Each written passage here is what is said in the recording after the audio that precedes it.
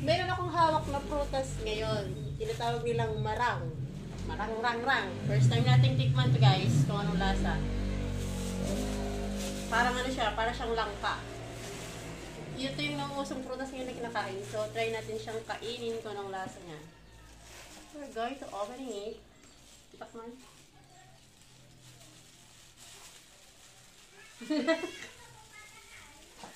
Ayan guys, ang ating marang.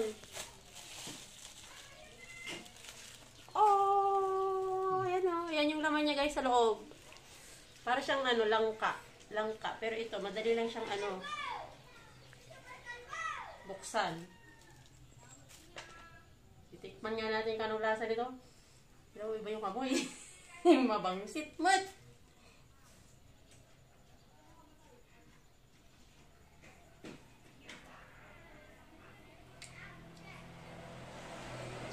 May lasa na.